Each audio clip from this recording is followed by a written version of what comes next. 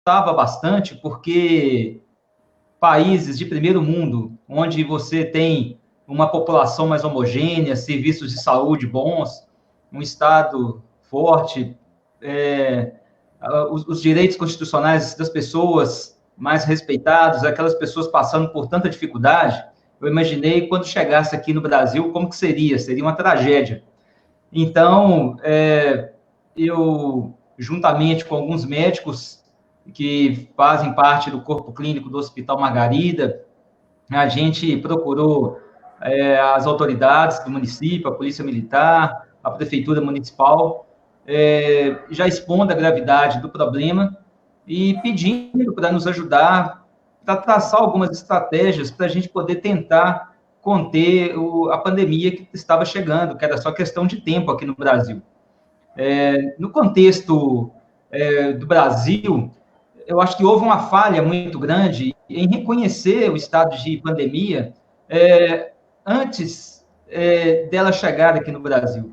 Sim. Então, se esperou que ela chegasse aqui no Brasil para poder se tomar as medidas que estão sendo tomadas. Então, no contexto brasileiro, eu acho que o Brasil errou muito, assim, no sentido de não fazer como países da própria Ásia fez, quando souberam dos casos em Wuhan, de fechar já os aeroportos para os turistas, já evitando, já fazendo o diagnóstico precoce com os testes já nos aeroportos, ali você já consegue diagnosticar as pessoas contaminadas, e você consegue, já na porta de entrada do seu país, já fazer o controle dessa doença. Então, o Brasil errou quando praticamente negligenciou essa questão. Então, depois que o vírus entrou, ele se dissemina muito fácil. Então, voltando aqui para o nosso município, a gente procurou as autoridades e aí nós começamos a tomar algumas medidas no sentido de nos prepararmos, de fazermos treinamentos com relação ao atendimento de pacientes com síndrome gripal. Fomos atrás dos artigos, estudando, tudo era muito novo, né? E ainda continua novo, mas a gente começou a estudar o que era esse vírus, como ele se disseminava, de onde que ele veio, e assim fomos tomando as medidas com relação à paramentação, ao atendimento dos pacientes, ao treinamento que foi dado no hospital, e, enfim, nós fizemos um treinamento com todos os médicos da Climec, um treinamento com o corpo clínico do hospital, enfermagem. O hospital se preparou da seguinte forma: eles separaram um quarto andar todo para paciente COVID, eles isolaram um andar inteiro do Hospital Margarida, ali são 24 leitos, e aí começou-se uma grande parceria com empresariados, com a ArcelorMittal, com muitos empresários da cidade e região, para poder organizar o hospital, que é o hospital de referência aqui na nossa micro-região, do Médio Piracicaba. E foram adquiridos respiradores, 20 respiradores foram adquiridos nesse período,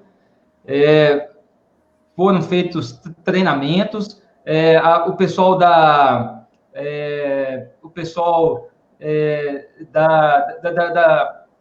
costura do hospital, que trabalha na retaguarda do hospital, fez capote para todos os médicos, e assim o hospital, a administração conseguiu adquirir luvas, EPIs, que estavam em falta no Brasil inteiro, haja vista a dificuldade de importação do material. Quando o ministro ainda era o Mandetta, a gente via aquela dificuldade ali no dia a dia para poder adquirir material. Então, foram feitos máscaras de material de pano, esse outro material, aquele TNT, capote, foi adquiridos luvas. Então, enfim, foi uma verdadeira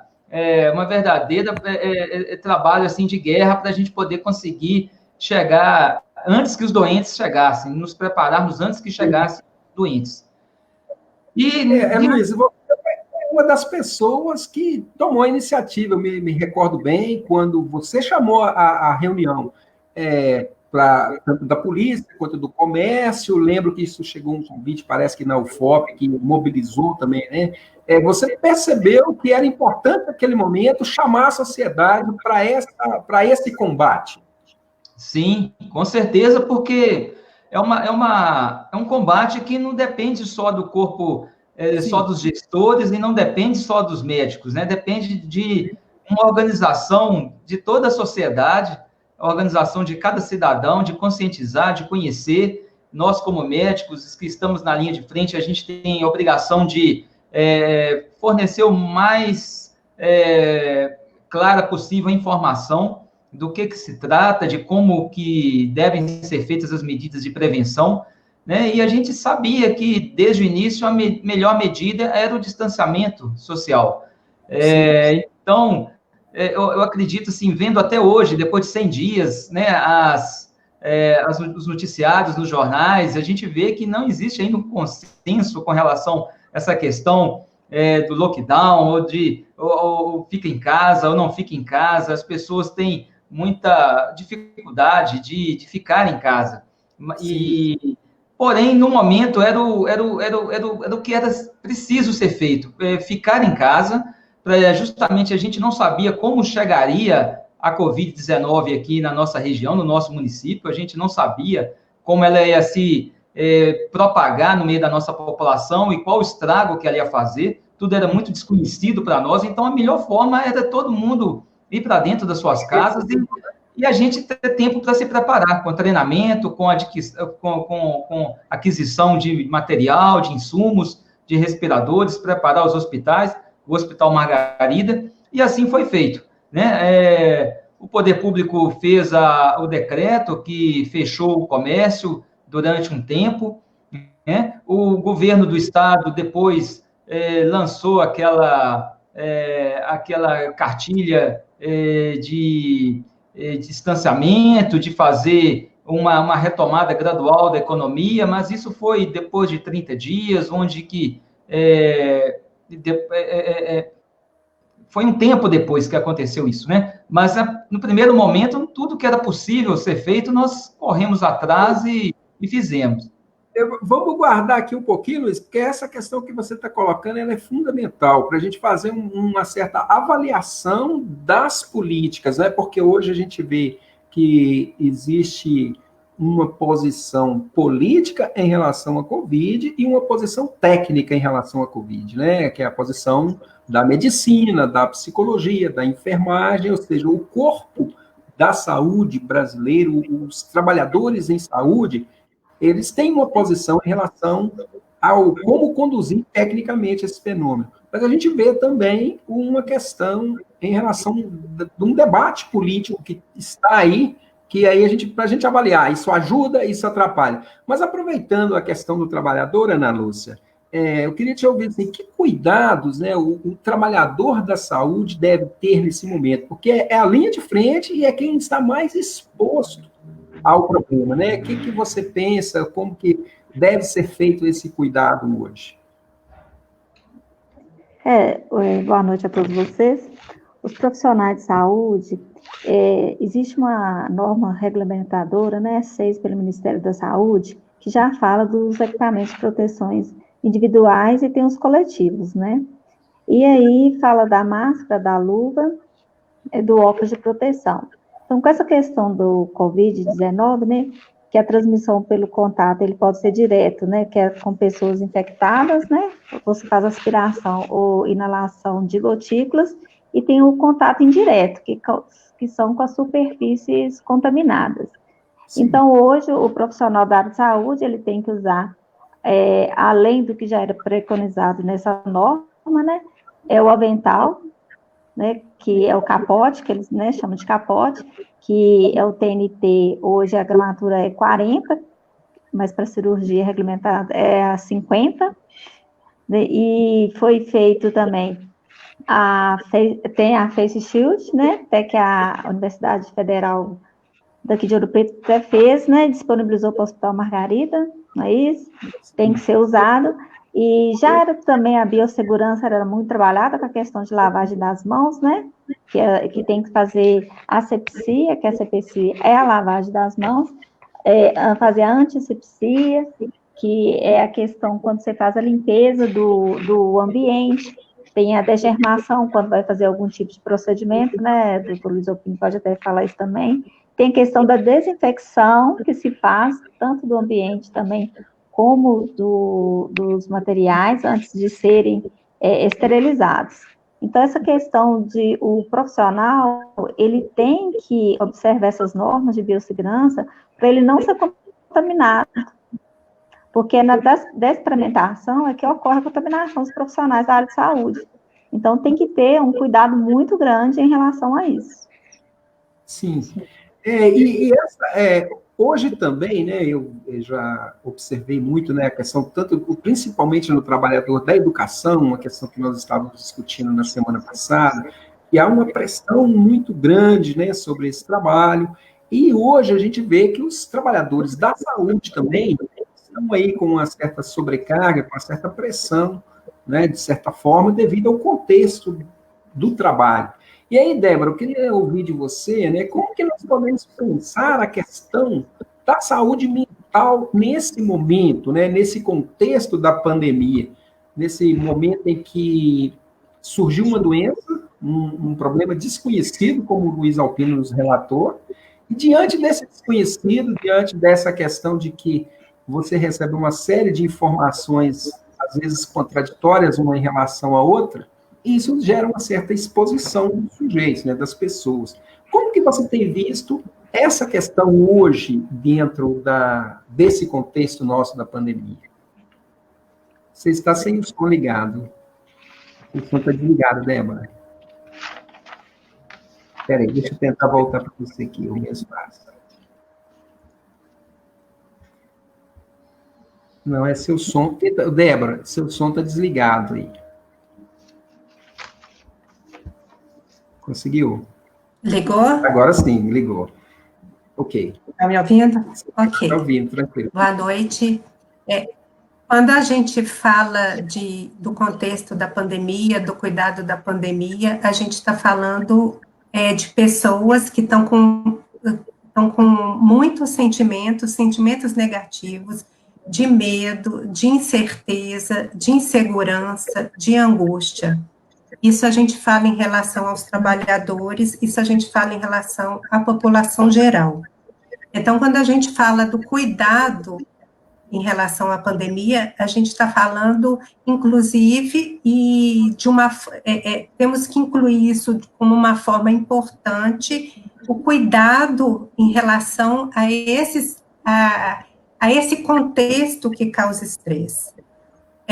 Você mencionou, o Luiz também, a Ana, em relação à informação.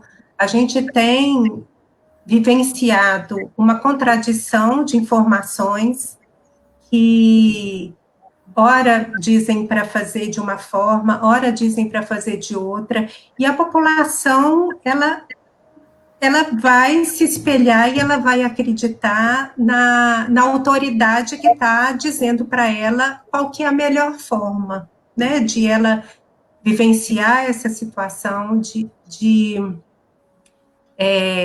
entender, de compreender o que está acontecendo, que é uma questão nova, todos muito ansiosos em relação a qual que é a melhor forma e quanto tempo vai durar essa pandemia, e qual que é quando que vamos ter um tratamento. Então, são muitas questões que estão trazendo angústias, não só tanto para a população geral, quanto para o trabalhador. Então, a gente tem vários níveis de estressores, das incertezas, das inseguranças, das informações contraditórias. Em relação ao profissional, algumas vezes, da insuficiência de equipamento de proteção individual. Então, todos esses elementos, eles trazem sentimentos que têm mexido com as pessoas. Quando a gente fala do cuidado da pandemia, a gente tem que incluir a proteção dessas pessoas, tanto do ponto de vista do controle do patógeno, né, de entender como é que funciona essa doença, da prevenção dela, mas também do cuidado dos sentimentos, para evitar que essas pessoas, no futuro, né, posterior a esse momento de crise, para proteger essas pessoas em relação a todos esses sentimentos que elas estão vivenciando. Sim. E pensando, Luiz, um pouco, voltar aí você aqui, você trouxe para nós a questão de Monlevade, e você falou que inicialmente o isolamento era a prescrição mais adequada. E a gente viu uma mudança de comportamento, inclusive, da população. O que ocorreu nesse processo? Houve uma mudança na prescrição ou houve uma outra questão que alterou o tratamento inicial?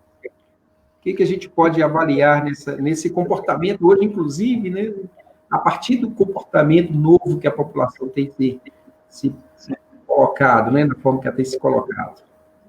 O objetivo inicial seria todos fiquem em casa, para a gente poder equipar o Hospital Margarida, para a gente fazer os treinamentos, para a gente conhecer melhor essa doença, daí o nome quarentena, que seria um tempo que as pessoas deveriam ficar reclusas, para justamente evitar sermos pegos de surpresa, como Bergamo, na Itália, foi pega de surpresa.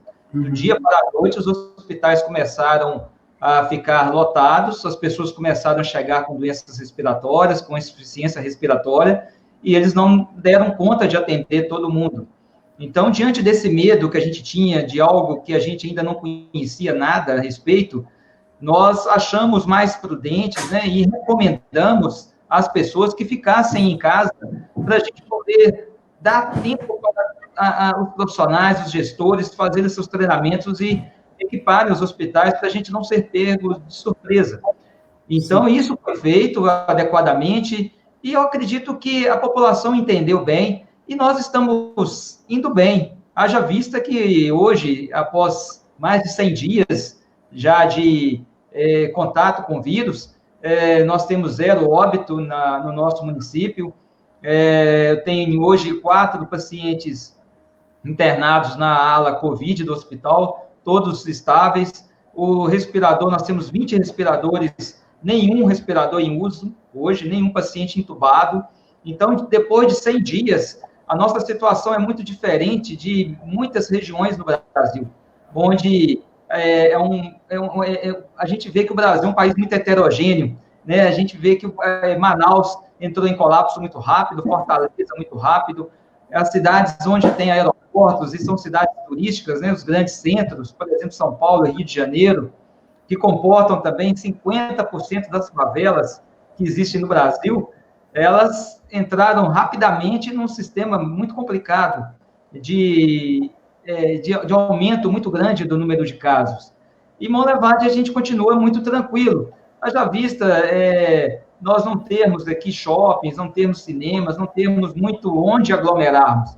Então, nossa densidade demográfica é baixa, os nossos níveis o nosso índice de desenvolvimento humano é relativamente bom, né? Nós temos uma grande maioria das casas com esgoto e água tratada. Isso faz uma diferença muito grande num país onde você tem 70% das casas sem água tratada em determinados lugares, como Nordeste e Norte do país. Às vezes, cidades com 90% sem rede de esgoto, sem água tratada. E aí vira um caos, onde você pede para lavar as mãos, pede às pessoas para terem uma higiene adequada, as pessoas não terem nem água em casa, não tem saneamento básico. Então, a situação é muito heterogênea. Então, diante disso, a situação nossa é muito boa.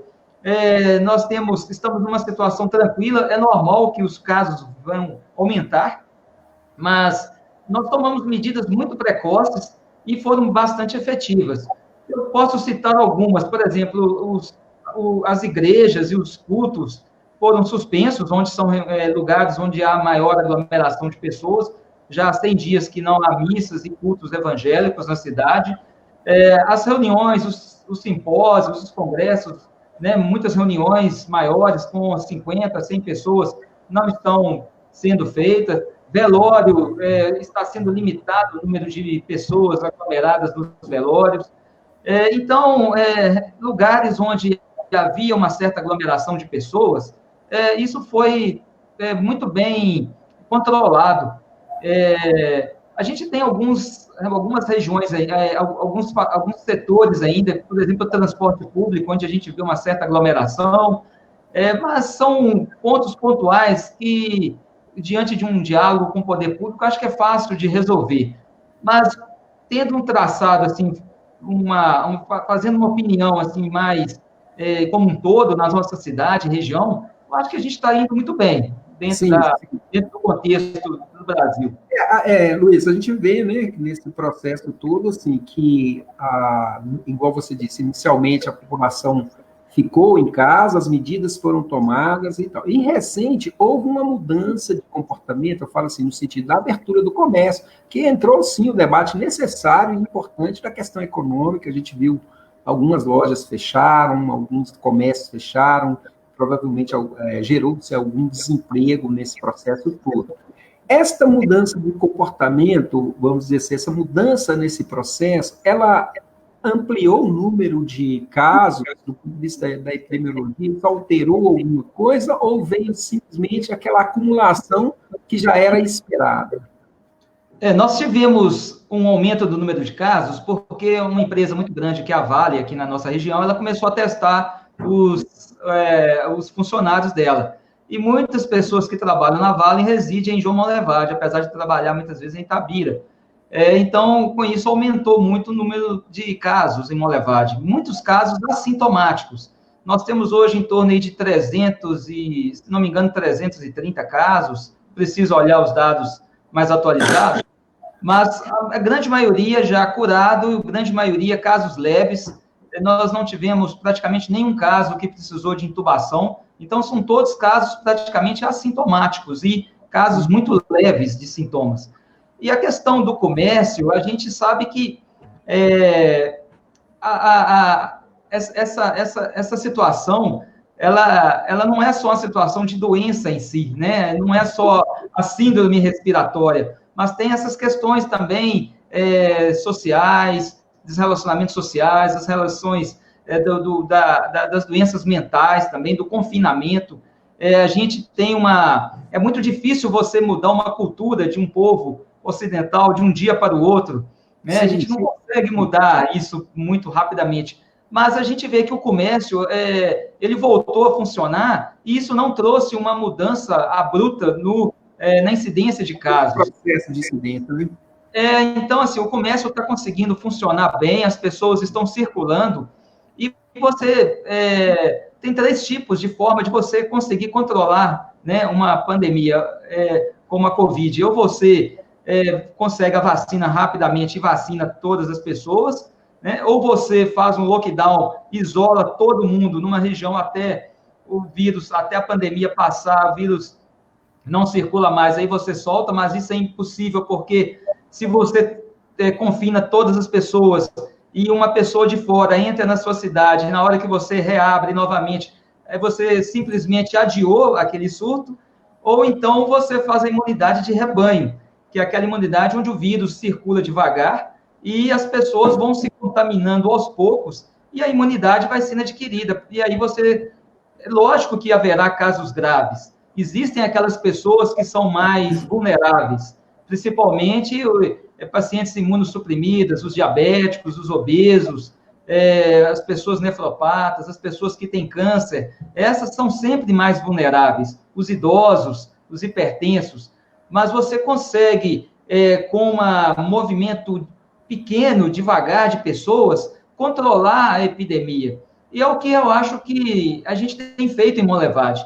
Evitando as grandes aglomerações, o vírus tem circulado devagar, as pessoas têm se contaminado, mas um termômetro que a gente tem, que eu acho, na minha opinião, muito bom, é o número de leitos ocupados no Hospital Margarida. Diante de um número pequeno de leitos ocupados, a gente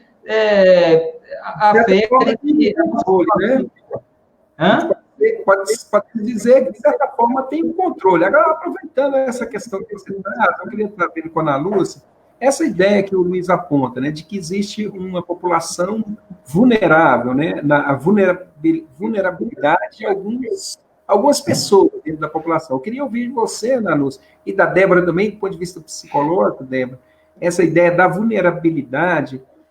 Como que o sistema, como que você vê que o sistema, você que já foi gestora da Secretaria de Saúde, como que você percebe a reação do sistema de saúde nesse momento dessa pandemia? Afinal de contas, o SUS dá conta de fazer esse trabalho? Porque nós, se compararmos com outros países, né, quero ouvir de você. O SUS é um modelo, né, para outros países. Agora, o sistema, ele é falho por questões, assim, é investimento, é questão de gestão.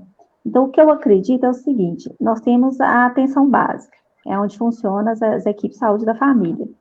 Essas equipes, elas têm o controle de todas as pessoas que residem naquela região, né, tem o mapa territorial, chama-se de território, qual que tem aquela morbidade. Então, eles têm o controle dessas pessoas. Então, eles sabem quantos hipertensos ele tem naquela região, quantos diabéticos, quantas pessoas que têm o câncer.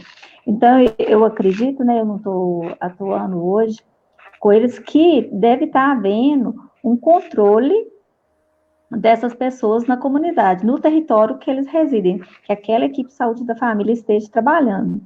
Porque aí eles podem dar atenção maior.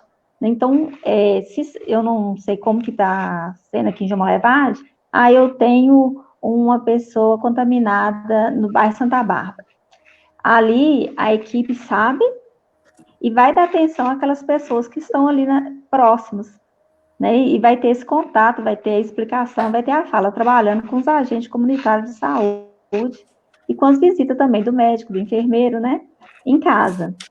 Então, acho que dessa forma consegue-se amenizar, controlar o número de casos, né? Uhum. Esse processo aí, você acredita que se tiver funcionando bem, o número de casos, você consegue isolar a pessoa naquele momento necessário, você consegue trabalhar com as pessoas que estão aí nessa posição, né, de vulnerabilidade, como o Luiz falou, né, de algumas doenças que deixam mais exposto, né, Luiz, que você disse de certa forma, mais vulnerável à situação? Eu acredito, porque aí você vai fazer com que a pessoa ela fique em isolamento, né? Vai isolar as pessoas que estão próximas a ela, aquelas que convivem ali dentro de casa. Então, você não vai haver a contaminação de outros indivíduos. Então, se estiver trabalhando com atenção básica, a equipe da saúde da família, atenta a essas questões, consegue-se, aí não sobrecarrega o hospital, né? Então, os outros municípios também, porque a gente sabe que João Levade é micro, né? Então, assim, Bela Vista, Nova Era, Rio Piracicaba, referencia as pessoas aqui para João Levade. Então, se essas outras cidades também estão trabalhando dessa forma, consegue, sim, diminuir o número de contágios. Sim.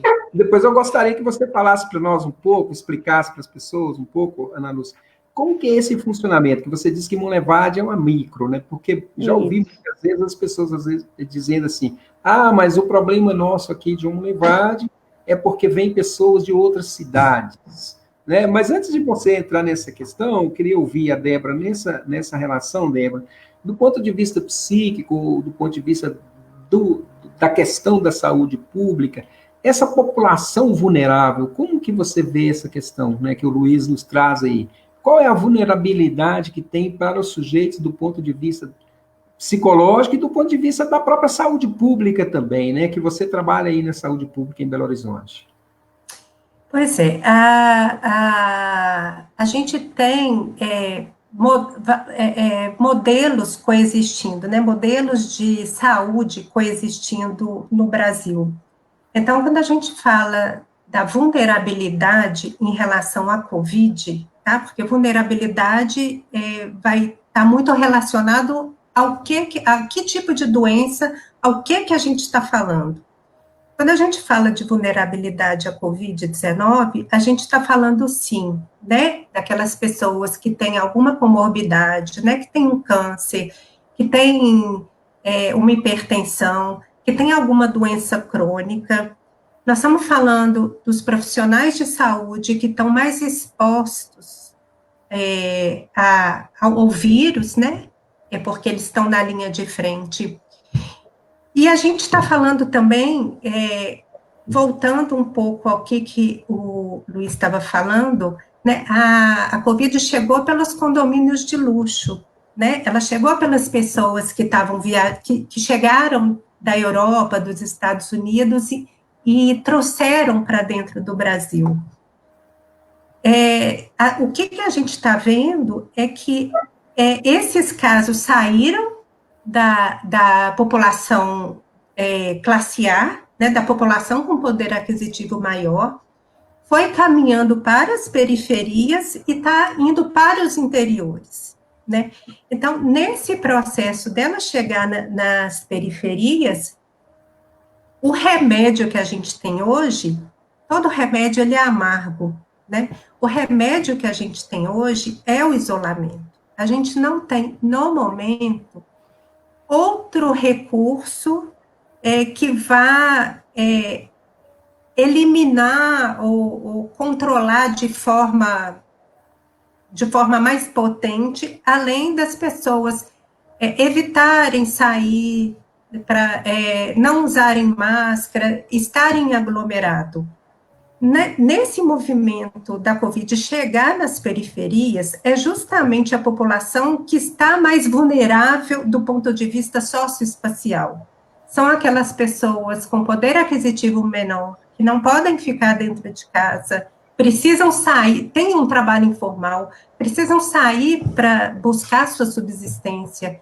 Não tem, na grande maioria das vezes, né, uma habitação que permita a ela fazer esse isolamento e ter os cuidados que estão sendo, no momento, recomendados, que é de lavar as mãos, não tá muitas pessoas próximas ao mesmo tempo, né? São pessoas que coabitam em pequenos cômodos, várias pessoas.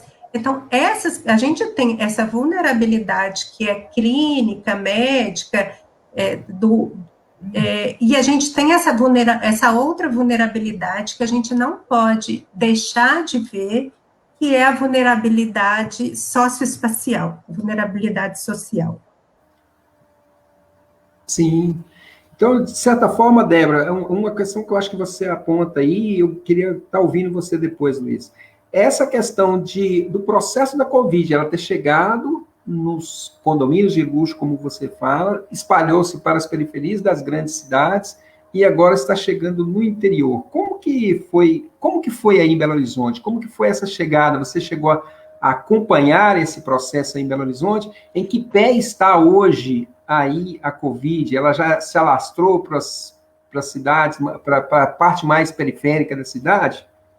Em Belo Horizonte, a gente tem uma tradição de saúde pública. Sim. Interessante. A Covid, infelizmente, ela já vem tomando proporções um pouco maiores, né? A gente não está no mesmo ritmo de que outras capitais do Brasil. A gente vê que tem algumas capitais que tiveram um processo mais rápido de disseminação. Belo Horizonte, pela tradição de saúde pública do município, teve ações importantes e vem tendo ações importantes, além de ter um gestor solidário, né, no momento. Então, a gente, Belo Horizonte o gestor assumiu os riscos e os ônus de algumas ações que eram necessárias, mas não tem como, a menos que fique todo mundo dentro de casa, igual alguns países, igual Nova Zelândia, por exemplo, que decretou um lockdown, todos ficaram dentro de casa durante, me parece, 40 dias, e eles conseguiram eliminar o vírus que já retornou, né? Mas a menos que tenha alguma ação mais controlar, que tenha esse nível de controle, o vírus ele vai se disseminando. O que se espera é que ele dissemine de forma mais lenta, né, para que os serviços de saúde comportem a chegada, né, dos casos mais graves, que tenham os respiradores, que a equipe de saúde que está na linha de frente, ela tenha condições de fazer um bom atendimento. Então, Belo Horizonte hoje está nesse momento, tá? A Covid já chegou nas periferias, a gente não tem como, a gente já está há muito tempo nesse processo de abre a cidade, de fecha a cidade, mais recentemente abriu, agora voltou a funcionar somente os serviços essenciais, mas já chegou, sim, na periferia, e aí a gente vive essa situação de pessoas que coabitam, né, em pequenos cômodos, com muitas pessoas, algumas vezes não tem saneamento básico, e isso dificulta, né, o processo de controle e de controle mesmo da pandemia. E sim, quando a gente fala das pessoas estarem há muito tempo tendo que ficar em casa, ou não podendo ficar em casa e saindo com receio, tendo que pegar um transporte público, que é um local que tem um poder de disseminação maior, as pessoas vão naturalmente tendo medo e tendo receio de contrair essa doença e disseminar, né, de forma descontrolada.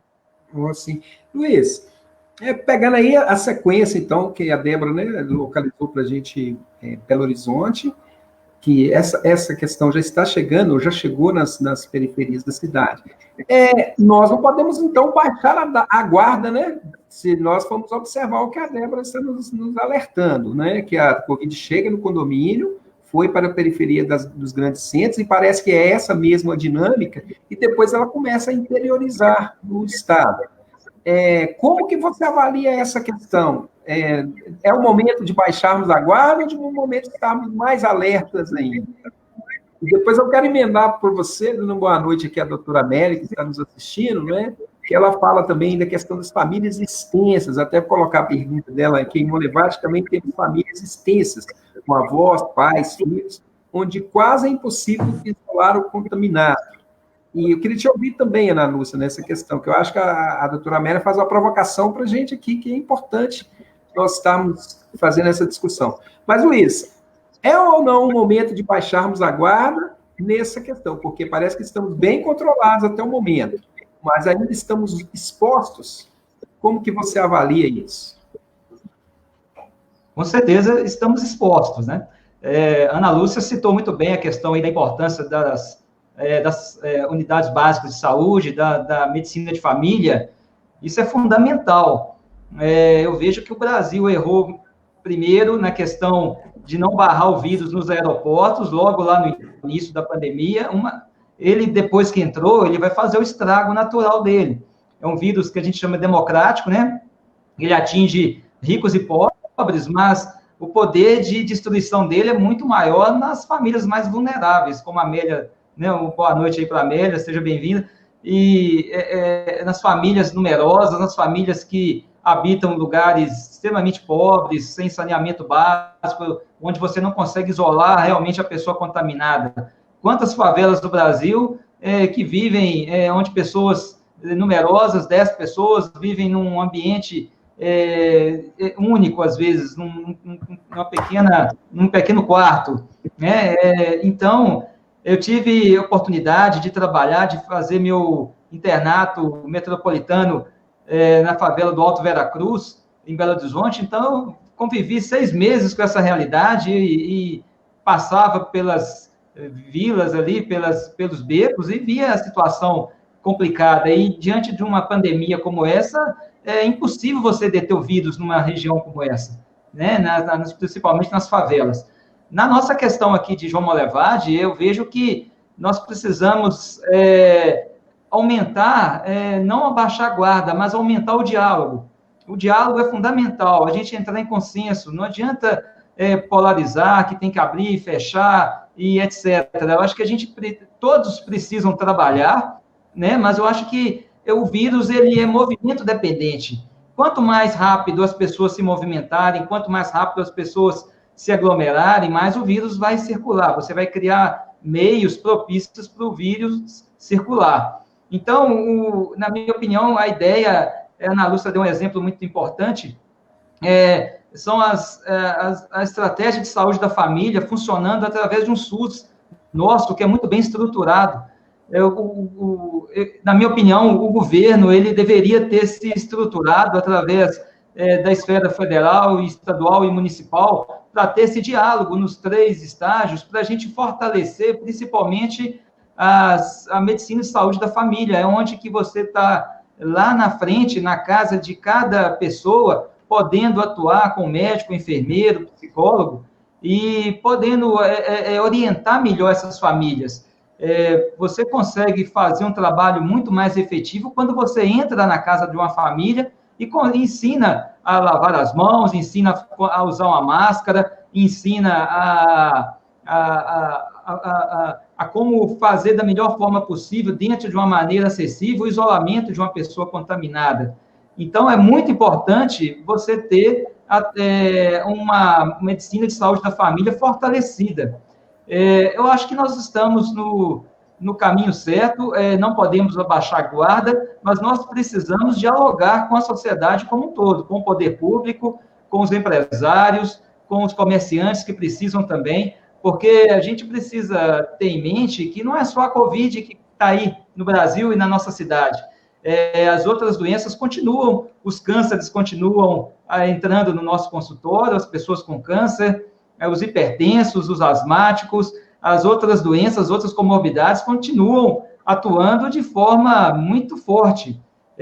A gente não pode esquecer que as doenças cardiovasculares são as doenças que mais matam no Brasil anualmente. Então, e as pessoas muitas vezes têm medo de sair de casa, diante de uma ordem para ficar em casa, muitos, principalmente nos grandes centros, muitas vezes com a dor precordial, uma dor no peito, com medo de pegar a Covid, acaba tendo um infarto dentro de casa e não procurando ajuda médica. Então, essas pessoas precisam ser orientadas de uma forma melhor, mais coordenada, para a gente poder saber lidar com todos os outros fatores, não só de Covid, mas com as doenças cardiovasculares, com os hipertensos, os diabéticos. Existem as pessoas que têm problemas psiquiátricos graves, que estão confinadas dentro de casa. Existem famílias onde a mulher é a principal alicerce no sentido de cuidar do esposo. Quantas famílias eu atendo que o esposo tem Alzheimer, tem doença de Parkinson, e fazia fisioterapia, fazia o acompanhamento psicológico, e estão impedidos de ir, e a esposa está sobrecarregada, deprimida, porque não consegue, já está chegando no consultório doente também. Sim. Não da Covid, mas de outras doenças, pela sobrecarga do trabalho, né? Então, eu queria... Pode falar.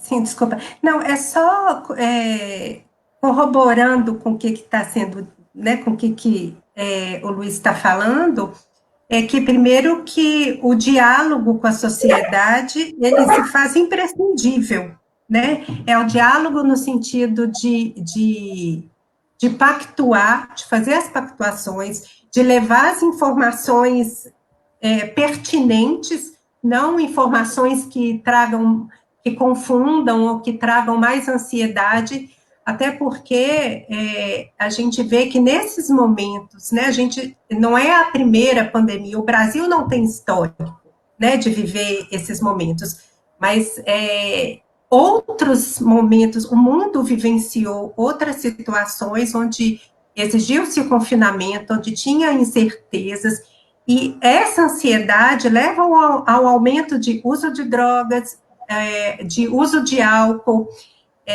aumenta fatores de risco, né, levam a ansiedade, a depressão, que pode levar ao infarto, o aumento de uso de drogas, de álcool, que associado a outras questões, elas se tornam, inclusive, fatores de risco para a Covid-19. Sim. Então, todas essas questões, elas têm que ser muito, quando a gente fala de controlar a Covid-19, a pandemia, a gente tem que considerar todos esses fatores, os fatores socioambientais, os fatores estressores. Quando a gente fala nos fatores socioambientais, aí sim, a equipe de saúde da família, através do ACS, né, daquele que vai dentro do território, que conhece a família, que sabe identificar alguma vulnerabilidade, que pode levar a esclarecimentos, isso se torna fundamental, inclusive para a gente considerar um modelo diferente do que o modelo que o Brasil como um todo adotou, que é o modelo de tratar os infectados, e não o modelo de vigilância à saúde. Aproveitando isso, Débora, eu queria ouvir de Ana Lúcia, né, que alguns questionamentos que a doutora Amélia colocou aqui, Ana Lúcia, que cuidados que a enfermagem sugere nesse momento, né? Você disse da questão da atenção básica, né, dessa linha de frente aí do cuidado, e a Débora aponta, parece que para isso, né, Débora, esse cuidado mais preventivo, né, antes que cheguemos a essa questão da exposição total do sujeito. O que a enfermagem tem a nos dizer do ponto de vista do cuidado, né, que recomendações que se dá? E aí tem algumas questões, né, que são apontadas aqui. E nós temos a clareza disso. Alguns bairros, inclusive aqui no meu bairro, já faltou água, né, Luiz? No nosso bairro aqui, nós tivemos problemas com falta d'água nesse momento, né? A questão da assistência também, assistência a diabetes, hipertenso, que tipo de cuidado deve-se ter com esses sujeitos, né? Um outro fenômeno, há uma aglomeração, a gente percebe, apesar de não ser uma aglomeração de um contingente muito grande, mas há alguns pontos da cidade, e talvez seja esse caminhar da pandemia, que a Débora destacou, que foi como ocorreu em Belo Horizonte, mas há regiões na cidade em que esse processo ele não é totalmente levado, vamos dizer, à risca, como a gente vê no centro. Talvez seja por esse fenômeno aqui, ó, que a doutora Amélia aponta. Em Monlevade, nós temos apenas 45% de cobertura do PSF, com algumas equipes incompletas, né? Como que você percebe essa dimensão desse cuidado nesse exato momento, né, que a gente está vivendo, e como que deve ser essa... o que é sugerido pela questão da enfermagem, né, em relação a essa questão? O que nós temos que trabalhar, né, o pessoal profissional de saúde, não só a enfermagem, né, como todos, Sim. É a questão da prevenção e promoção à saúde, né, que isso já é preconizado a equipe de saúde da família. Se no município não está bem estruturado essa equipe de saúde da família, então nós vamos ter problemas que vai sobrecarregar, que é a nossa atenção secundária, que seria o hospital.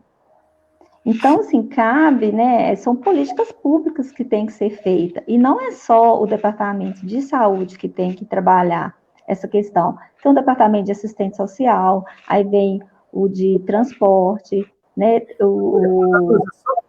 Falando nisso de assistência social, quero mandar aqui um grande abraço para a minha amiga aqui, Heloísa Mesquita, que é pesquisadora lá do grupo de pesquisa Josué de Castro, e está falando aqui para nós, né, o diálogo é a palavra-chave. Eu acho que ela está comentando a sua fala aí, Luiz, né? Mas vamos lá, desculpa, só para... Então, tem que ter, os gestores, eles têm que unir. Você não pode administrar individualmente. Então, você tem que fazer essa articulação intersetorial, né, para poder trabalhar, para que você possa levar uma saúde de qualidade para o seu município. O que a gente informa a pessoa? É lavagem das mãos, é passar o álcool, né, 70, tem que ser o álcool 70, né? É o uso de máscara. Aí as pessoas falam, mas eu não tenho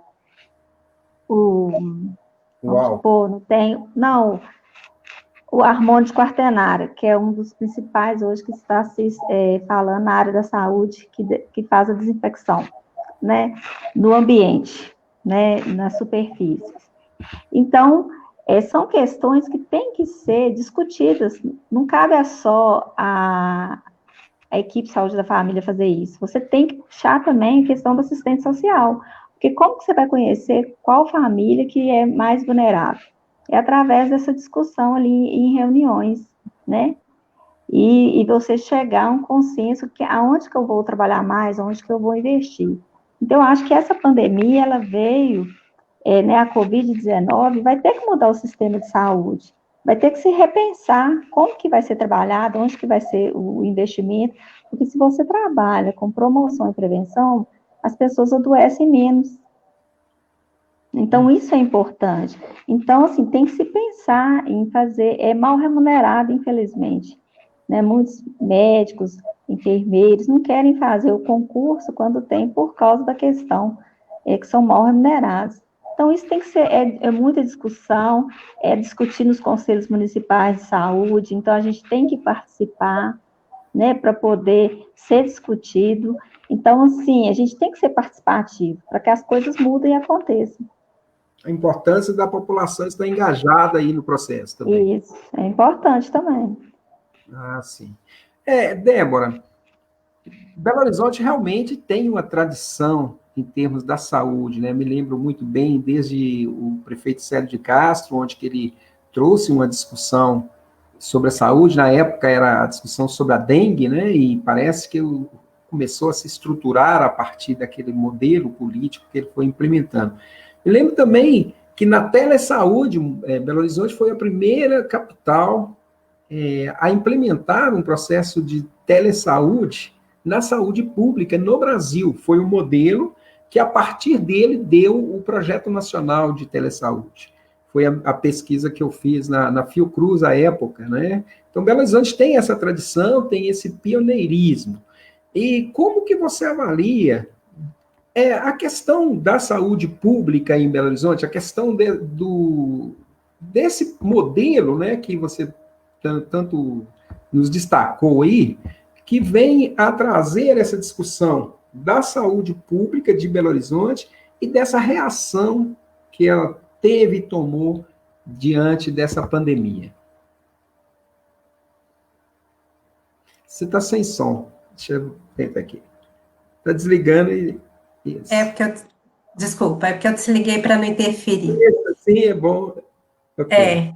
É importante destacar que o SUS, ele é uma política de Estado, ele está institucionalizado, mas ele também, ele se apoia em gestores que fazem política, né? Hoje, e a gente teve, né, historicamente, gestores que compreenderam a importância da saúde pública, e o atual gestor, ele, nesse momento, ele constituiu uma equipe que tinha referências de infectologistas, de pessoas que estavam estudando para compreender a dinâmica desse vírus. E, a partir dessa discussão, ele construiu alguns indicadores, tá, que vão balizando se ele abre a cidade, se ele não abre. O que foi interessante é que ele fechou oportunamente, ele garantiu que a cidade tivesse uma disseminação mais lenta do vírus em função do afastamento, né, de ter propiciado que as pessoas não estivessem em aglomerações, através do comércio, através de algumas ações que ele tomou. E o interessante é que a gente, aqui em Belo Horizonte, a gente também tem, claro que tem muito o que melhorar, né? Principalmente numa situação que a gente está aprendendo também. Mas a gente tem um modelo de vigilância. Eu falei lá um pouco antes da questão do Brasil, que muito focado no modelo hospitalar de cuidado da Covid-19, né? Ou seja, cuidando daqueles que já se infectaram. Essa é uma opção, mas a gente percebeu em outros lugares, e é um exercício que Belo Horizonte tem feito e tem tentado melhorar, no sentido de identificar os contatos das pessoas que estão contaminadas, tentar aumentar a testagem não é suficiente, né, ainda. O Brasil como um todo não tem uma testagem suficiente, mas Belo Horizonte tem implementado um modelo que é de vigilância. A gente talvez tenha que melhorar no sentido de antecipar ainda um pouco mais, na medida, mas eu volto a dizer, é um aprendizado, né? Na medida que temos pessoas que conhecem o território, que conhecem os problemas de cada território, se essas pessoas, elas antecipam a situação, a gente consegue fazer uma vigilância mais potente e postergar mais, tá? A gente não vai evitar, mas a gente vai postergar a disseminação do vírus. Então, Belo Horizonte está fazendo dessa forma. Ah, sim. Luiz, essa discussão da interface, né, que a Heloísa Mesquita nos aponta, aqui o hospital, ele faz essa interface, faz essa relação, né, e a gente tem que levar em conta que também, né, uma especificidade aí na questão em que o nosso hospital é um hospital filantrópico e não é um hospital, portanto, não público, né? Como que você avalia essa interface? Há um diálogo aí, ou a questão foi mesmo no sentido que você iniciou aí de levar a discussão para o debate com a população? Mas a iniciativa pessoal, ou existe isso do ponto de vista político, existe isso do ponto de vista da gestão também? Como que você avalia essa questão? Inicialmente foi uma questão pessoal, de preocupação mesmo.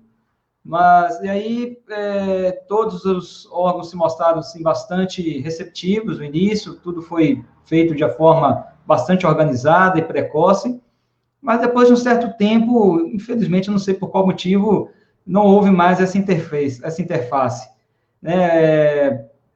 Infelizmente, eu acho que falta um pouco isso, o diálogo entre o Hospital Margarida, entre o poder público municipal, entre o empresariado, entre a população, né, com representantes de todos os setores, para a gente buscar alternativas, porque só, como a Débora falou, é um vírus que ele entrou nos grandes centros pela classe alta, hoje, depois ele foi para a classe baixa, e está se interiorizando, então, já está em Belo Horizonte, com certeza teremos casos graves, à medida que ele vai se disseminando na população, nós teremos casos graves aqui sim, eu não vejo uma outra, né, porque se você tem uma estatística aí de 3 a 4% de letalidade, né, a gente não vai passar ileso, né, por isso também. Então, é questão de tempo, a gente só está achatando a nossa curva, porque nós não temos grandes aglomerações. Aglomerações nós temos em famílias, reuniões com poucas pessoas, porque é muito difícil você controlar isso também, né? A gente não pode tirar o direito das pessoas também de verem seus pais, de se reunirem, é questão de consciência mesmo, de cada família, de cada pessoa, né? Mas eu acho que falta essa interação de traçar a estratégia para o futuro, né? De como que nós vamos fazer quando as coisas começarem a se complicar, como que nós vamos começar a conversar com as equipes de saúde da família, dá tempo de equipar, dá tempo da gente formar mais equipes de saúde da família, para a gente chegar mais junto da população, principalmente os mais vulneráveis, quais são as medidas que a gente precisa tomar junto com o setor econômico, por exemplo, para não fragilizar as famílias que têm comércios pequenos e que estão passando por dificuldades, e isso tem levado a estresse, tem levado a angústias e descontrole de várias comorbidades dentro dessas famílias que precisam do seu pequeno comércio para trabalhar também, né? A gente vê aqui na nossa cidade o pessoal das academias que estão fechadas há 100 dias, que passam por dificuldades, precisam trabalhar. Se a gente está falando aqui de promoção de saúde, de tratar o preventivo, será que a gente não precisa, talvez, conversar, né, para levar atividade física para as pessoas e não só confinar e levar mais estresse? A gente tem que ter a cabeça aberta para traçar alternativas de não, de, ao mesmo tempo, pensar na questão da Covid, mas pensar na sociedade como um todo, nas doenças mentais, nas doenças trazidas pelo confinamento também. Haja vista que se não tem prazo para terminar, né? A gente está num crescente ainda em Minas Gerais. Então, se a gente for pensar que nós teremos ainda 3, 4 meses ainda de aumento da incidência de casos, e como que nós vamos conseguir manter essas pessoas com a saúde mental adequada, conseguir manter a imunidade dessas pessoas? A gente sabe que a imunidade depende de uma boa alimentação, de boas noites de sono, de uma atividade física regular, né? Será que nós não estamos deixando essas pessoas mais doentes? Então, são diálogos que a gente precisa tomar com o poder público, precisa tomar com o empresariado, com o hospital, e isso, infelizmente, na cidade não está sendo tomado. E a minha preocupação, eu tenho uma preocupação muito grande com relação a isso, porque nós estamos olhando só para a Covid, né? Eu acho que a saúde, ela tem que ser amparada globalmente, junto com o SUS, junto com os gestores de saúde, junto com toda a sociedade, num diálogo contínuo, um dia após o outro. Hoje nós estamos bem, mas amanhã nós podemos ter um surto grande aqui na cidade, e, como a Ana Lúcia falou, nós talvez precisemos atuar mais na questão da prevenção, né? Não depois que encher o hospital, vai se tornar um tratamento caro, um tratamento que muitas vezes vai onerar muito o sistema e talvez não dê para atender todo mundo. Agora foi o meu sonho aqui, Débora. Mas, Ana Lúcia, pensando nessa questão que o Luiz nos traz aí, né? O que nós estamos aprendendo do ponto de vista de gestão do SUS? O que nós estamos aprendendo com a Covid? Talvez a duras penas. O que você, que já foi uma gestora de secretaria, já foi gestora de um hospital, o que você nos diz hoje em relação a esse momento da pandemia? O que ela nos ensina? O que eu vejo é que vai ter que unir, né, para poder lutar para que o repasse da União seja maior para os municípios, né, para o Estado, para o município, porque se sucateia a saúde, então você não tem qualidade, né, aí, igual o doutor Luiz Alpino falou, a pessoa tem que ter qualidade de vida, né, e se ela não tem qualidade de vida, vai afetar vários fatores, igual o psicológico, né? A pessoa tem a imunidade baixa, ela não faz um exercício físico. Então, o que eu vejo é que tem que, a partir de agora, se repensar, porque existe um valor de repasse para cada município que é repassado, e cada procedimento tem um valor X. E esses valores, eles são muito baixos. A tabela, se não me engano, acho que ela já tem uns 25 anos, que nunca houve um reajuste, né, doutor Luiz Alpino, sabe, diz que trabalha no hospital, tem conhecimento desses repasses que é feito para aquele procedimento. Então, assim, a população também, ela não é consciente em relação a isso. Ele acha assim, eu tenho direito, né, meu dever, eu tenho direito de ir consultar lá no hospital, por exemplo, ele tem que me atender, mas ele não sabe que uma consulta que o SUS paga é R$11,67, se não me engano, centavos. Isso para ser dividido entre o hospital e o profissional. Então, assim, tem que haver hoje, vai ter que discutir muito essas questões entre todos, né, atenção primária, secundária e terciária, para que haja esse aumento. O que acontece? O repasse ele é muito pouco, então o município ele acaba arcando com um valor muito maior e do que também não está no orçamento, porque não aguenta, não tem sistema que aguenta, né, cuidar 100% da saúde se não houver um repasse. Então essa luta ela tem que começar, né? Tem que unir. Depois, não é só a Covid, tem outras doenças, né, que tem, igual o sarampo, que havia, né, não tinha disseminado, agora está voltando. Então, por que está voltando? Onde que está a falha? Onde que nós temos que ver o que está acontecendo? Então, acho que é questão de chamar mesmo a população para discutir isso e ter, igual o doutor Luiz Alpino falou, unir, chamar empresários, hospital, os gestores, as cidades vizinhas e começar a discutir isso, para começar a fazer uma saúde diferente. Sim. Né? Aproveitando aqui, Débora, a Maria Isabel Quaresma fala que o lado psicológico não está mesmo fácil, né? Está fácil de controlar. Um momento em que as crianças estão isoladas dentro de das casas e apartamentos, um momento em que os idosos não podem mais sair para as praças, né, para conversar, para trabalhar, enfim, um momento em que os trabalhadores estão totalmente expostos, né?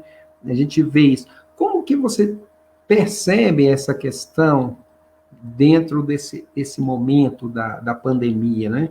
Como o que recomendações tem do ponto de vista psicológico que você falaria para nós aqui que seria importante o sujeito observar?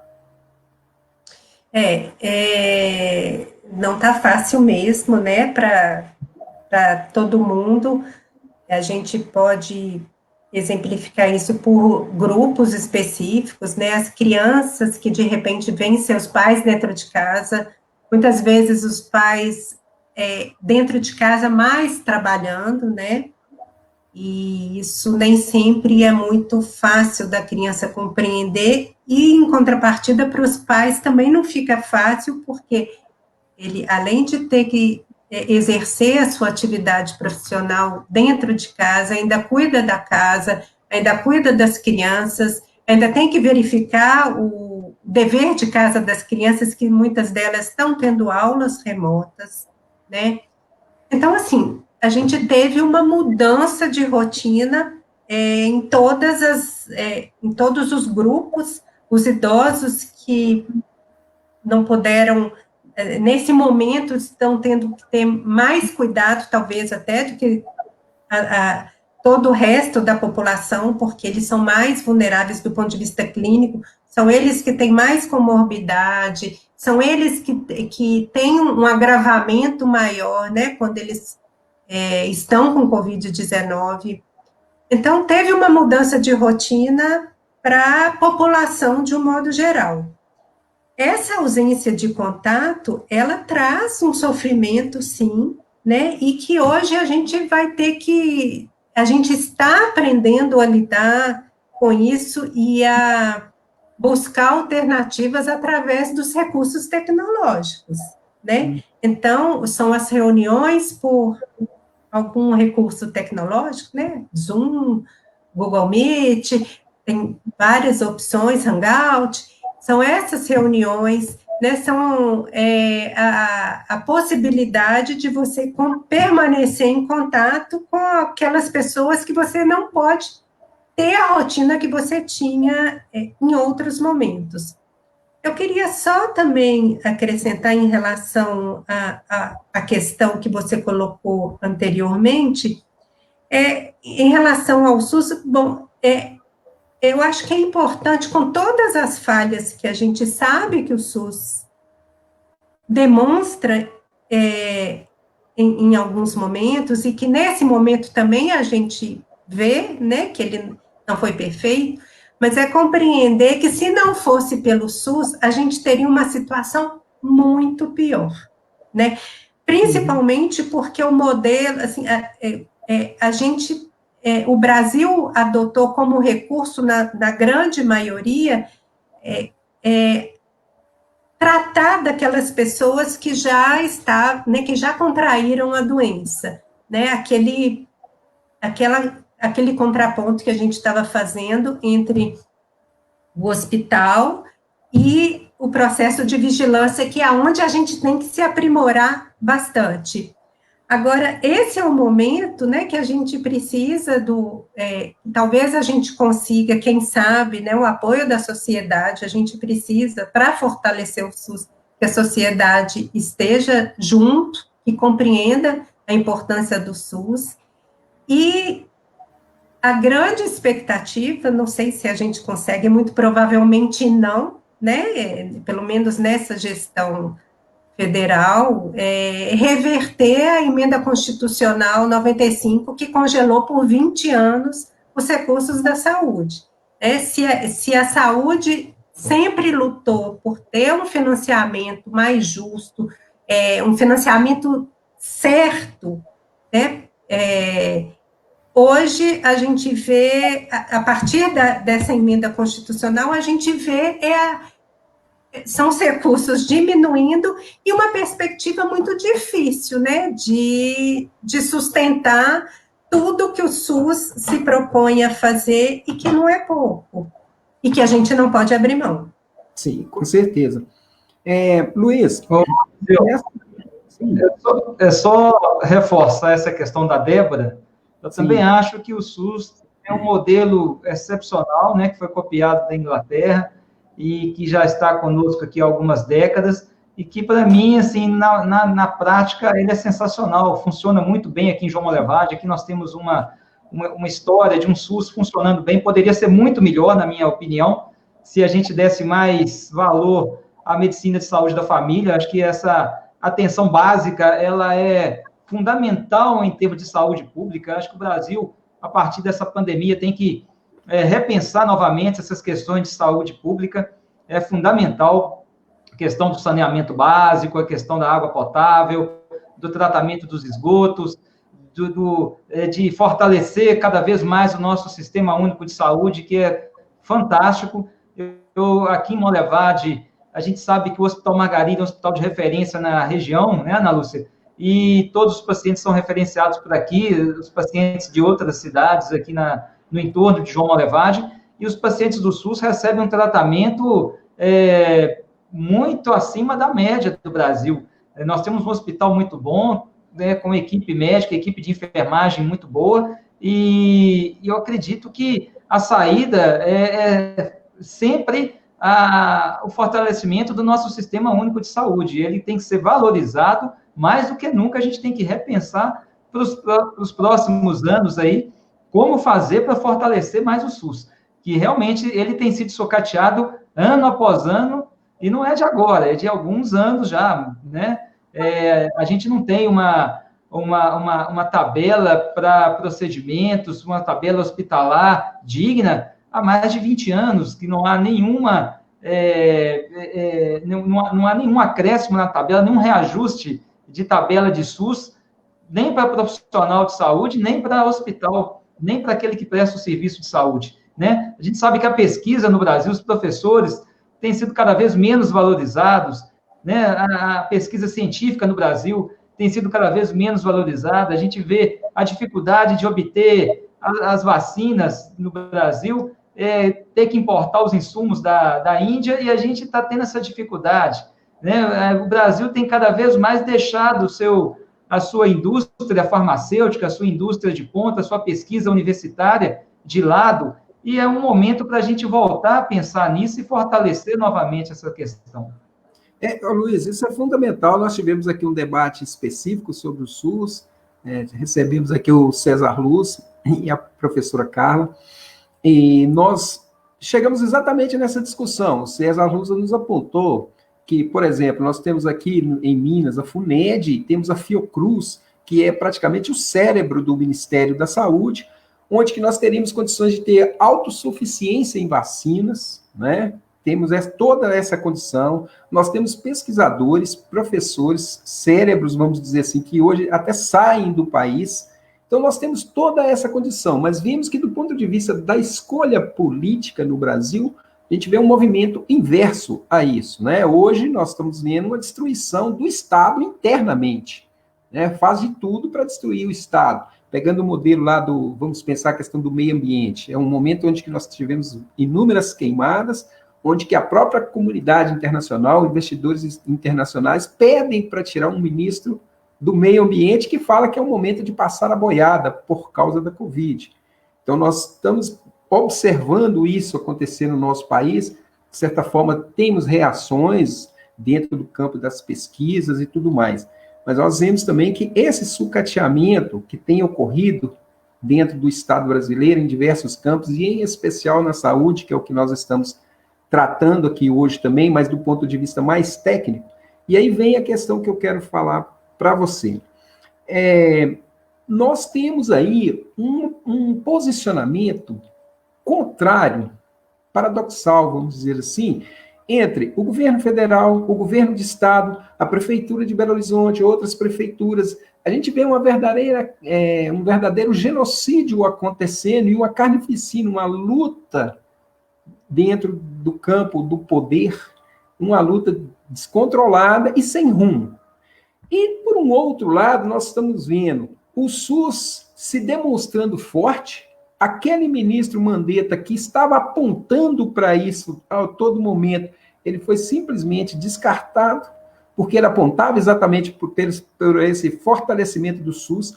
Os profissionais da saúde sendo extremamente reconhecidos pela nossa população, sendo aplaudidos pela bravura e por estarem na linha de frente, né? E aqui você vê, isso não é uma questão pontual, tá aí, ó. Ter um profissional como o Dr. Luiz Alpino na nossa cidade é um prazer para todos nós. Me ajudou muito, agradeço muito, né, a ele, e tudo é um excelente médico.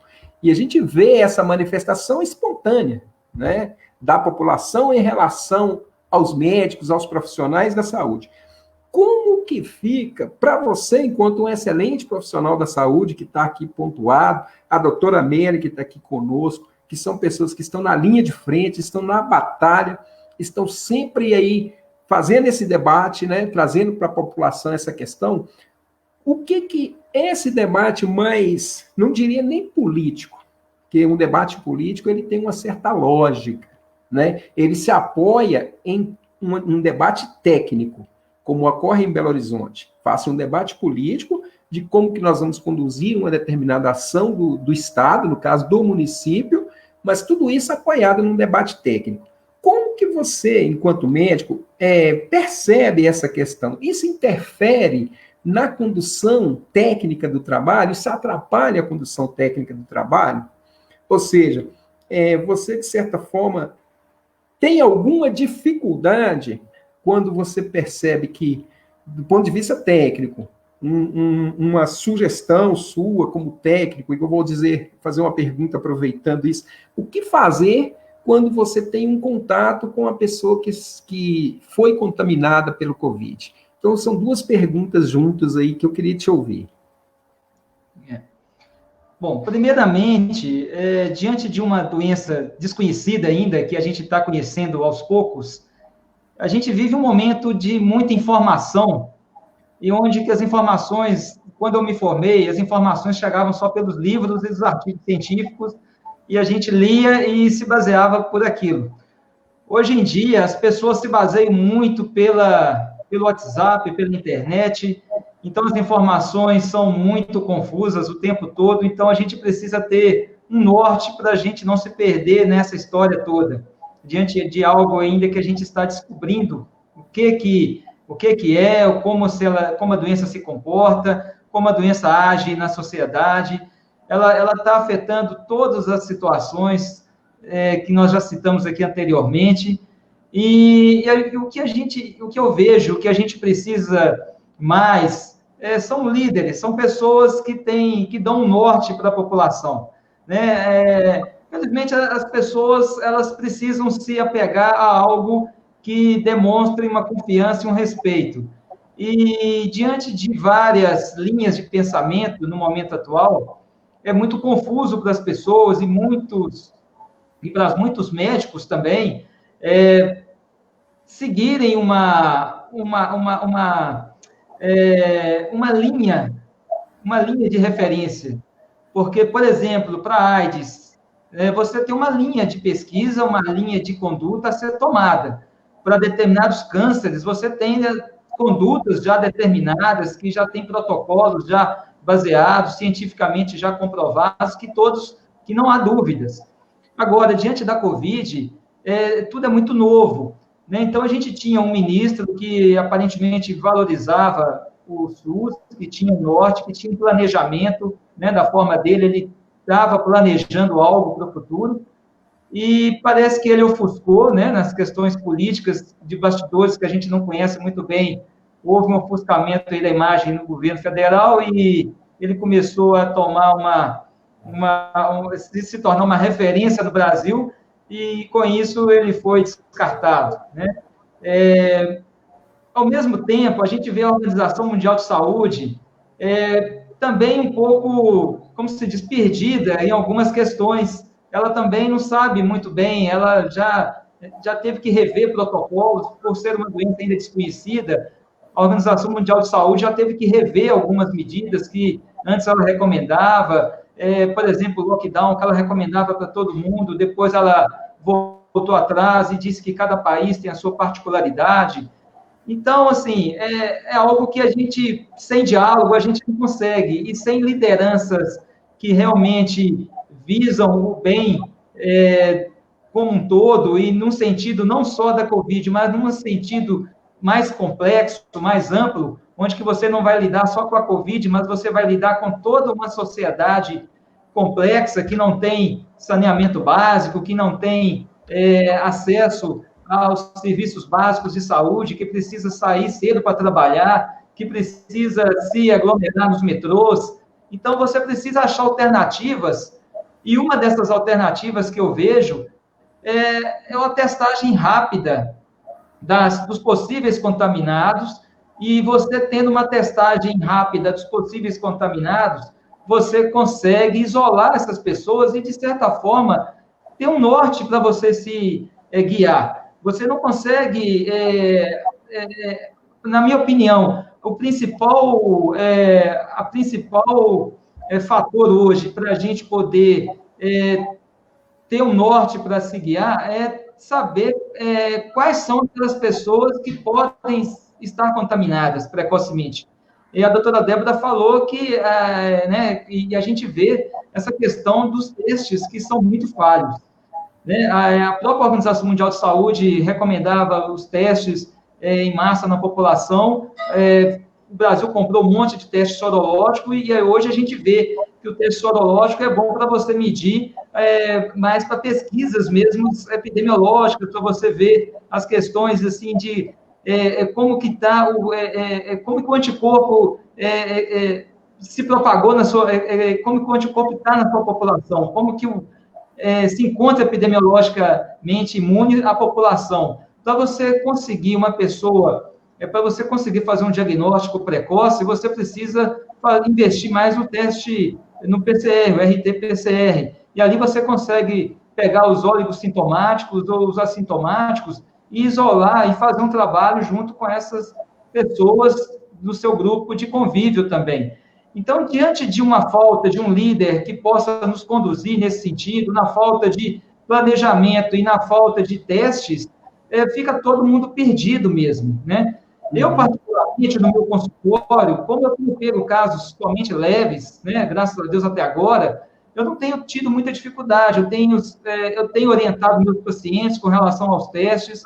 Infelizmente, a gente vive uma carência de teste no SUS, as pessoas não conseguem acesso ao PCR, haja vista a falta de insumos, mas, de certa forma, de maneira clínica, a gente consegue desconfiar que a pessoa possa estar com Covid quando ela apresenta determinados sintomas específicos. E aí eu consigo atuar dentro daquela família, com aquela pessoa, isolando aquela pessoa durante 14 dias, e com isso a gente tem obtido bons resultados. Mas, infelizmente, é uma verdade que você falou, essa falta de líderes e de consenso diante de uma doença ainda desconhecida é algo que deixa todos confusos, inclusive a comunidade médica. Haja vista, a gente vê esses protocolos de tratamento precoce que algumas prefeituras estão tomando, um desespero, às vezes, de UTI lotada e de não ter mais o que fazer, adotando esses protocolos que ainda não têm uma validade científica comprovada. Sim, sim. Ana Lúcia, nós estamos aqui quase no nosso final, né, nos nossos finalmente aqui, na nossa última rodada, vamos dizer assim, eu queria te ouvir um pouco também sobre essa questão que o Luiz nos traz, né? Como que fica, do ponto de vista da tomada de decisão do gestor, esse desencontro de informações, né? Vamos dizer assim, onde que você, o secretário de saúde, ele está ali e tem um prefeito ali, tem um governador e tem um presidente. Como que é tomada uma decisão dentro do SUS? Além disso, nós temos a questão da população, né? Também da questão dos conselhos.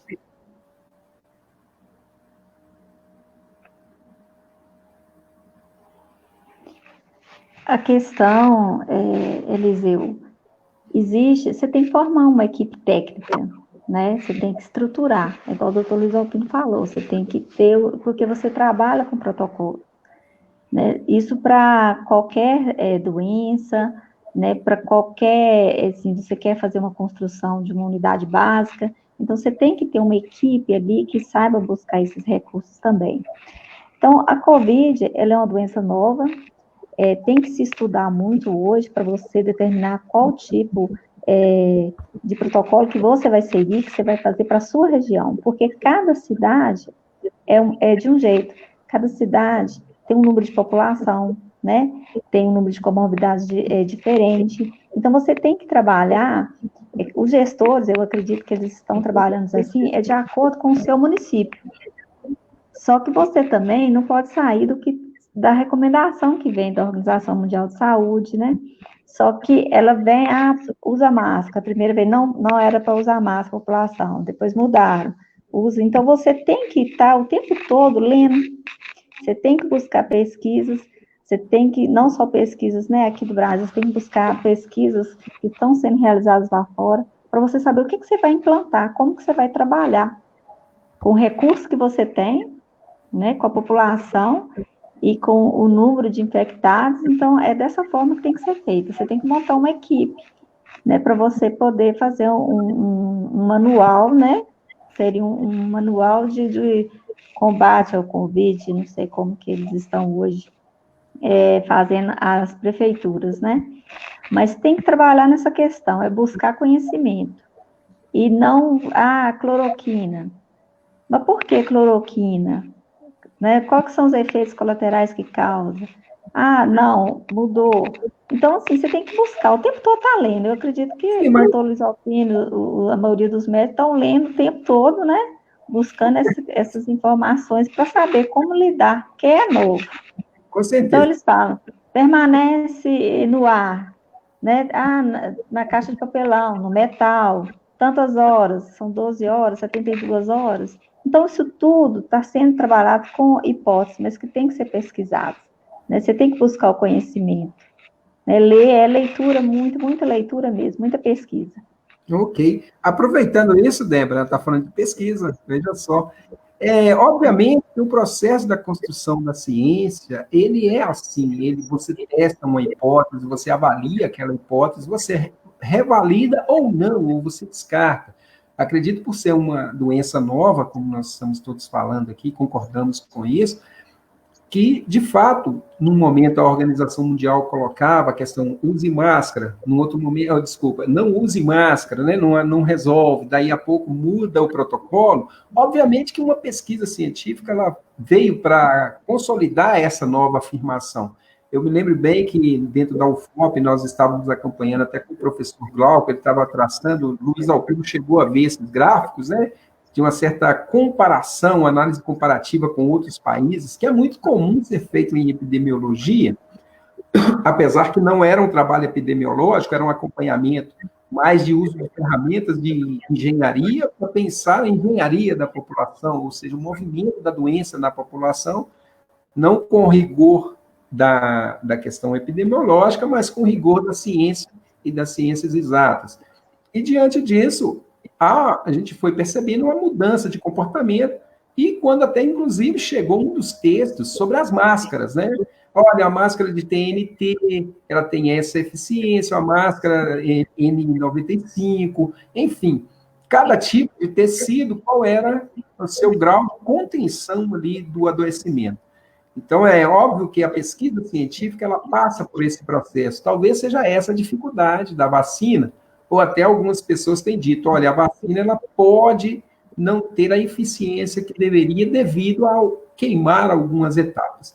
E aí, Débora, para a gente estar fechando aqui também, eu gostaria de te ouvir em relação que você está fazendo hoje um mestrado, finalizando quase, né? O que você tem pesquisado e quais as hipóteses que você já levantou em relação a essas questões? Obviamente que só a pesquisa está em processo, né? Ela não é ainda um relatório final, mas até o que você já nos conta de novidades sobre isso? O que a gente está, eu estou inserida dentro de um grupo de pesquisa que tem um olhar sobre o espaço urbano. Então, é de compreender que a COVID e as doenças transmissíveis e outras doenças, elas têm uma repercussão do local onde essas pessoas ou esses grupos estão inseridos. A gente tem que compreender também que as pesquisas, principalmente num tema novo como esse, elas vão sendo, a pesquisa vai sendo construída, ela tem que ter um rigor científico, né? Ela tem um método para ela acontecer, o que não pode, o que a gente tem visto na mídia e como discurso político são ideias que estão sendo tomadas como sendo pesquisas e que, quando, na verdade, ou não são conclusivas, ou ainda está numa etapa preliminar da investigação. E é isso que, muitas vezes, confunde a população, né? A gente tem que incentivar que as pessoas busquem as informações. O poder público, ele tem essa responsabilidade de levar para a população as informações confiáveis, mas é também orientar a população que busque as informações em lugares confiáveis, oficiais, que, de fato, essas informações, elas vão estar pautadas no que tem que está sendo construído dentro do rigor científico. Sim.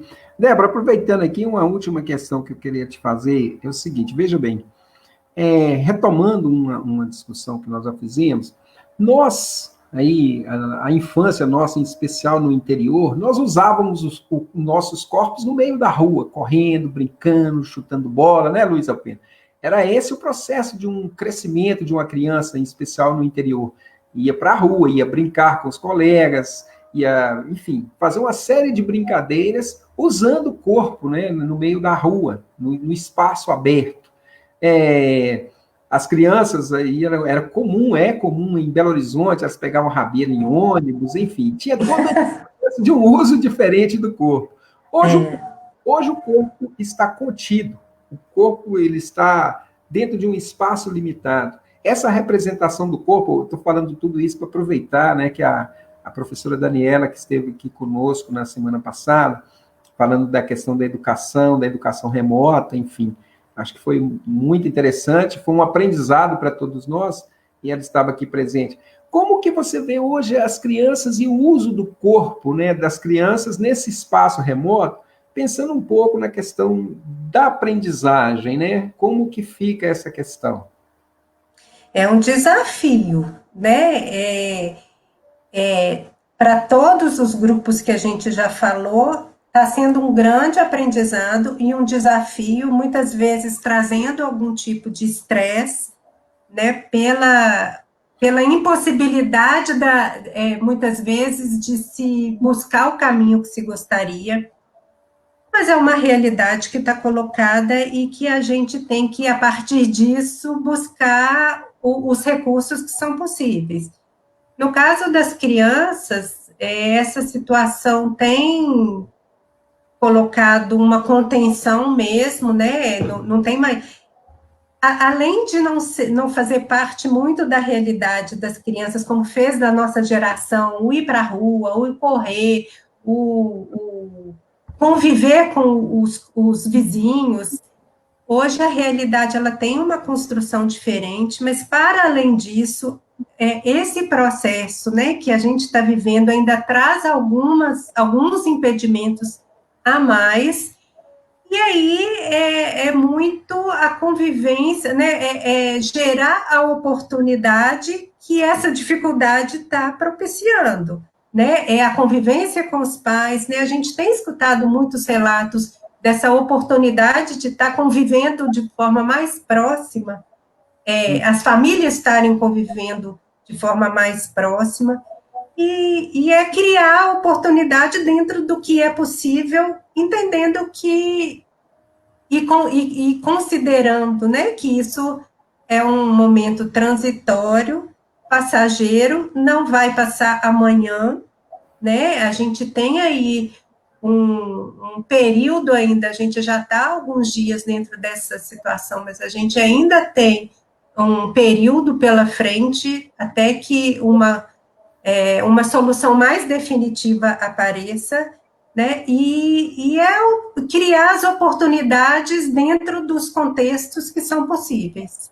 Ok, então me parece que mesmo nesse contexto da pandemia, mesmo com toda essa dificuldade, é também uma oportunidade para o aprendizado, né? É um momento que nós estamos vivendo, estamos aprendendo coisas novas também, estamos aprendendo a lidar a duras penas com uma série de questões. Então vamos lá para nossas considerações finais, né? Vou começar o contrário agora, Débora, vai falar para a gente um pouco, né? Quero te agradecer, Débora, pelas suas informações, né, que você trouxe para a gente hoje.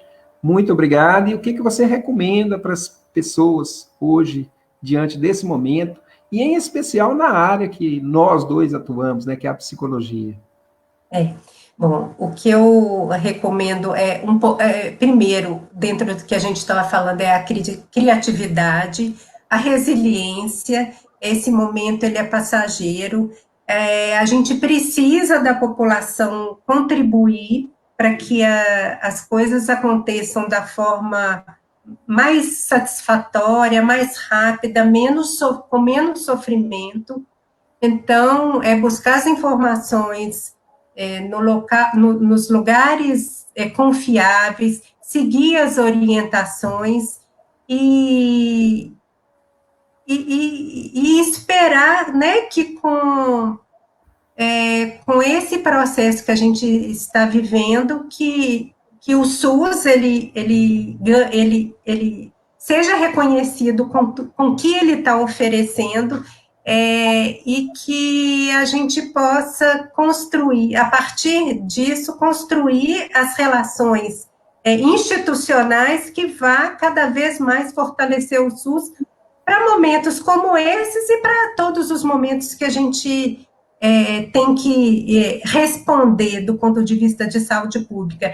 E reforçando mais uma vez que é importante a gente a gente ter essa compreensão de qual modelo de saúde vai responder efetivamente pelo que o SUS propõe, e um deslocamento da reação a uma situação de doença para uma prevenção, uma promoção à saúde, aproximando a vigilância da atenção primária de saúde, muito provavelmente, de acordo com o que a gente já conhece de histórico no mundo e no próprio Brasil, né, Belo Horizonte é referência em saúde pública, Curitiba é referência em saúde pública no Brasil, mas a gente tendo essa aproximação da vigilância com a atenção primária de saúde, a gente vai ter resultados bem interessantes. Obrigado, Débora. Lembrando também que a gente não pode desistir de buscar maiores recursos e, quem sabe, reverter a emenda constitucional 95 em algum momento. Com certeza. O SUS nasceu da luta dos trabalhadores, né? O SUS nasceu da luta dos trabalhadores em saúde, nasceu no berço dos operários, nas suas greves. Eu me lembro muito bem de uma fala do Franco Basaglia, quando ele esteve aqui no Brasil, ele esteve no terceiro Congresso Mineiro de Psiquiatria em Belo Horizonte, e Belo Horizonte aí mais uma vez, né, no auge da luta antimanicomial, nós estivemos juntos, né, Débora, em alguns momentos da luta antimanicomial. Estamos juntos. E o Basaglia, ele pontuou uma das coisas importantes, né, que ele nunca tinha visto na história dele os operários colocarem como pauta de reivindicação o direito à saúde, né, e me parece, se não me engano, essa greve estava ocorrendo em João Monlevade, em 79, né, para falar que Monlevade também tem algum protagonismo, viu, Débora? Então, assim, Claro. o SUS nasceu dessa luta, o SUS nasceu da luta dos trabalhadores, da luta do povo brasileiro, e que vem sendo construído pelo povo brasileiro. É importante destacar isso para dizer que essa luta que você aponta para a gente, ela é fundamental. Eu acho que nós temos que cada vez mais reconhecer o patrimônio daqueles que vieram antes de nós, para que a gente possa levar à frente isso com muito afinco. Ana Lúcia, entender, só para fechar, entender que hoje saúde é sinônimo de democracia. Né? Então, a gente fortalecer a saúde pública, a gente vai estar lutando, né, e reforçando e mantendo a democracia, porque em um determinado momento, saúde e democracia se aproximaram, caminharam junto, e é por isso que a gente tem que lutar para que permaneça saúde e democracia caminhando junto. Perfeitamente, porque antes do SUS nós tínhamos dividido entre indigentes e segurados. Hoje nós temos a cidadania, né? O cidadão hoje é universal. Universal. Ana Lúcia, o que você diz para nós a respeito desse tema, a respeito das suas considerações finais? Para as pessoas, né, quem puder ter condições ficar em casa, porque aí a gente tem que ter empatia pelo outro, né?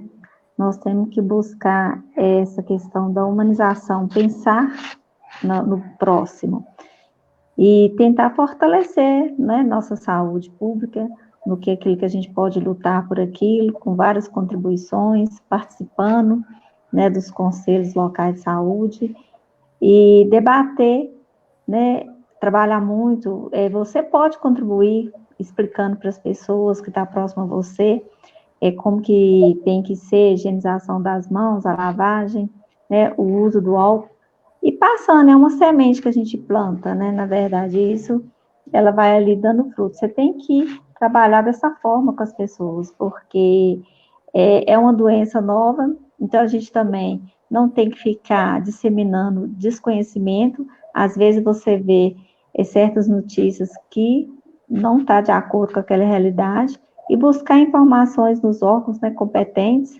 para que a gente possa, né, todos saírem dessa. É isso que eu deixo para todo mundo. Obrigado. Quero agradecer aqui a Ellen Cristina, doutora Amélia Barbosa, Edi Wilson, que esteve conosco, Kleber Almeida, Maria Isabel Quaresma, o meu amigo Ayrton Santos esteve aqui conosco, Luiz Alpino, o Ayrton, a Ellen Cristina novamente, Maria Isabel Quaresma, Kaique da Estocar, Luísa Mesquita Maciel, o Denis Martins, enfim, a Vânia Guimarães Cabelo Almeida, Dani Galvão. Enfim, quero agradecer a todos que estiveram conosco hoje nesse Papo Reto.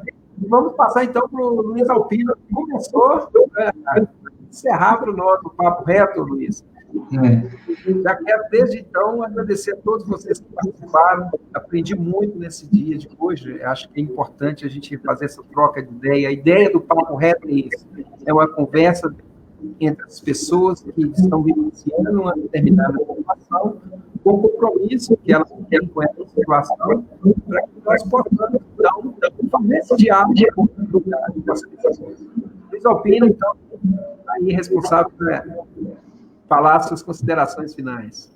Eu agradeço a presença aqui, queria parabenizar a Débora e a Ana Lúcia e você, Eliseu, por esse excelente diálogo, e as duas citaram muito bem aí as questões de saúde pública, né, que é muito importante, o SUS, a gente tem que lutar por ele sempre, ele é muito importante na vida de todo cidadão brasileiro, eu estou com vocês, e eu queria deixar uma mensagem para aquelas pessoas que vivem aqui em Monlevade, região.